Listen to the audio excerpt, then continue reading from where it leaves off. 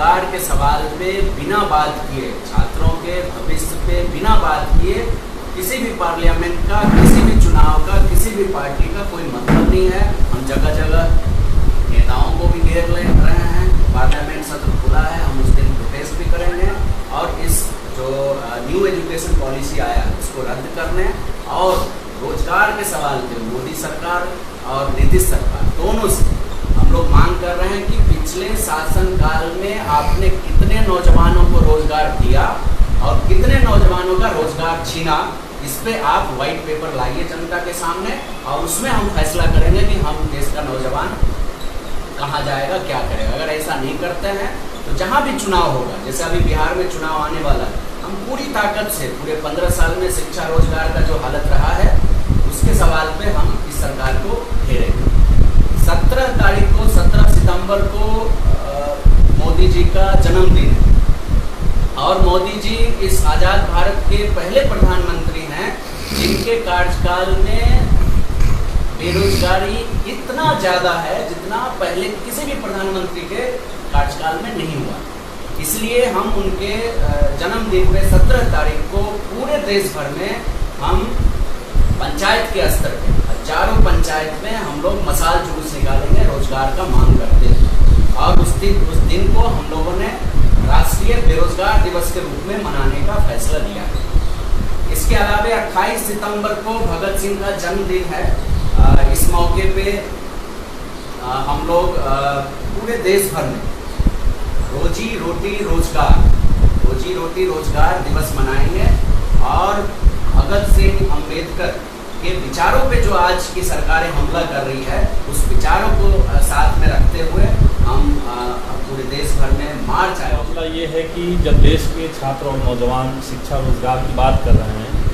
उस समय एकदम सरकार मुखर होकर के छात्रों के सवाल पे, युवाओं के सवाल पे उनके साथ गद्दारी करने का काम कर रही है। और जैसे हाल फिलहाल में हमने देखा कि रोजगार को लेकर के सरकार की जितनी योजनाएँ थी, वो चाहे स्किल इंडिया हो, स्टार्टअप इंडिया हो, स्टैंड अप इंडिया हो, मेक इन इंडिया हो, ये सारी योजनाएं जो हैं वो फ्लॉप साबित हो चुकी है और खुद सरकार का ये आंकड़ा कर रहा है। ये कोई योजना युवाओं को रोजगार देने में सक्षम नहीं है और आज हिंदुस्तान के युवाओं की जो सच्चाई है वो है रोजगार मांगे इंडिया।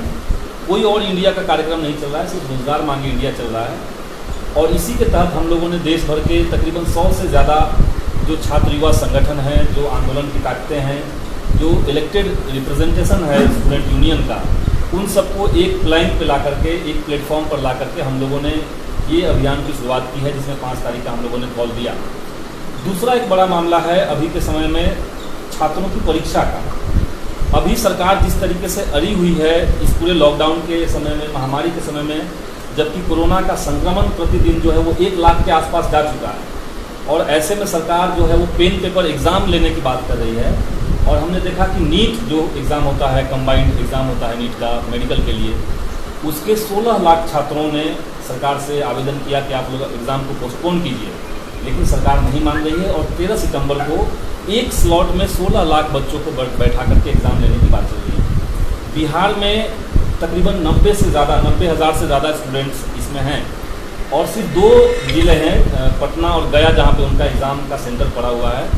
और इन 2 जिलों में आप समझिए कि पूरे बिहार से लोगों को आना है, जहाँ पे बाढ़ है वहाँ से लोगों को आना है और एक स्लॉट में एग्ज़ाम होना है। इसी तरीके से यूपीएससी का जो एग्ज़ाम है 4 अक्टूबर को, वो सरकार लेने की बात कर रही है, जबकि हम जानते हैं कि यूपीएससी में जो आवेदन किए हैं उसका एक बड़ा हिस्सा जो है वो छात्रों का वो कोरोना वॉरियर्स के रूप में हॉस्पिटल में काम कर रहे हैं, कुछ डॉक्टर्स भी हैं। तो उन सब की ये मांग है कि आप एग्ज़ाम को पोस्टपोन कीजिए। अनफॉर्चुनेट ये है इस समय कि सरकार जो है वो एग्ज़ाम तो ज़बरदस्ती अभी ले रही है, लेकिन जो बहालियों का एग्ज़ाम होना चाहिए, जो जहाँ पे नौकरी का एग्ज़ाम होना है, छात्र लंबे समय से मांग कर रहे हैं कि हमारा एग्ज़ाम लीजिए, वहाँ पे सरकार की तरफ से कोई प्लानिंग नहीं है। और जो हाल फिलहाल में घोषणाएँ हुई हैं एसएससी और रेलवे को लेकर के, वो इतना बड़ा छलावा स्टूडेंट्स के साथ है कि समझिए कि 2019 का जो लोकसभा चुनाव हुआ था उस समय घोषणा हुई कि हमने रेलवे का वैकेंसी निकाल रहे हैं और आप एग्ज़ाम लेंगे, लेकिन वो किसी भी चीज़ पे आज तक कोई एग्ज़ाम फाइनल नहीं हुआ। जहाँ पे एग्ज़ाम हो गया उन सब पे अपॉइंटमेंट नहीं हुआ। तो ये जो पूरा छात्रों के साथ धोखाधड़ी किया जा रहा है, और अनफॉर्चुनेट है कि बिहार सरकार जो बिहार के अंदर रोजगार की संभावनाएं हैं उसको भी ख़त्म कर रही है। और यहाँ के जो मुख्यमंत्री हैं, जो यहाँ के उप मुख्यमंत्री हैं, दोनों ही छात्र राजनीति से निकले हुए लोग हैं, तब भी वो छात्रों की बात को, छात्रों की मांग को लेकर के एकदम असंवेदनशील है।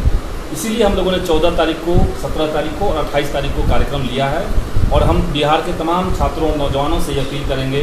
कि ये जो समय है, एक निर्णायक समय है जब हम लोग को अपनी हक की लड़ाई के लिए मजबूती से एकजुट होना है। इस पूरे लॉकडाउन के पीरियड में, कोरोना के पीरियड में समझिए कि 2 करोड़ जो सैलरी पाने वाले जो लोग थे उनकी नौकरी खत्म हो चुकी है। जिनकी नौकरी बची हुई है उनके ऊपर संकट मंडरा रहा है कि कब उनकी नौकरी चली जाएगी, और एक बड़ा तबका उसमें है जिनका पेमेंट बहुत कम हो चुका है। तो इस पूरे क्राइसिस में सरकार की रिस्पॉन्सिबिलिटी है कि वो कैसे नौजवानों के पास वो राहत पहुंचा पाए, और इसलिए हमने मांग की है, हमारा नारा एक है कि सबको रोजगार देना होगा, अन्यथा सबको 10,000 रुपये प्रति महीने हर युवा को बेरोजगारी भत्ता आपको तुरंत अनाउंस करना चाहिए।